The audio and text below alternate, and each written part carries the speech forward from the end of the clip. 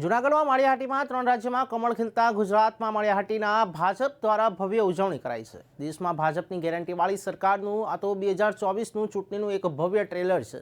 રાજસ્થાન, છત્તીસગઢ અને મધ્યપ્રદેશ સહિત આ ત્રણેય રાજ્યની અંદર ભારતીય જનતા પાર્ટીનો પ્રચંડ ભવ્ય જ્વલંત વિજય થતાં ભાજપના કાર્યકરો અને આગેવાનોમાં ખુશીનો માહોલ જોવા મળે છે। ત્રણેય રાજ્યમાં ભાજપનો ભગવો લહેરાતા માળિયાહાટીના તાલુકા ભાજપ દ્વારા મહારાણા પ્રતાપ ચોકમાં ફટાકડા ફોડીને અનેક કાર્યકર્તાઓ મોં મીઠા કરીને વિજય જશ્નની ઉજવણી કરી।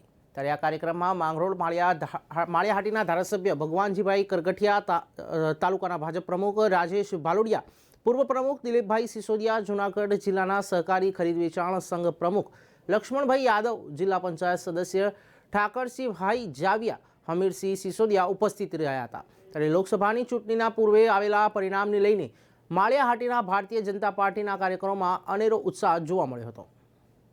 તાજેતરમાં મધ્યપ્રદેશ, રાજસ્થાન અને છત્તીસગઢમાં યોજાયેલી ધારાસભાની ચૂંટણીમાં વિરોધ પક્ષે ખૂબ હવાતિયા માર્યા, પણ છતાંય લોકો બહોળી પ્રમાણમાં મતદાન કરી અને સારી એવી લીડથી ત્રણેય જગ્યાએ ભાજપને સનાસ્થાને મૂકીને સરકાર રચવા આમંત્રણ આપ્યું કરી દીધું। અને આ વસ્તુ જે કહેવા માગે છે એનો અર્થ એ છે કે આગામી લોકસભાની ચૂંટણીમાં પણ આવું સારું પરિણામ આવશે અને આગામી દિવસોમાં લોકસભામાં પણ સરકાર ભાજપની નરેન્દ્ર મોદીના પ્રમુખસ્થાને વડાપ્રધાનસ્થાને વર્ષેમાં કોઈ શંકા રહેતા નથી। અને જેના નદીએ આજરોજ માળિયા મુકામે ભગવાનજીભાઈ કરગઠિયા, લક્ષ્મણભાઈ, ઠાકરસિંહભાઈ, અમીરસિંહભાઈ, બહાદુરભાઈ વગેરે, દિલીપભાઈ પ્રમુખ વગેરે આગેવાનોની ઉપસ્થિતિમાં આજે ફટાકડા યોજી અને આનંદ ઉત્સવ ઉજવવામાં આવ્યો।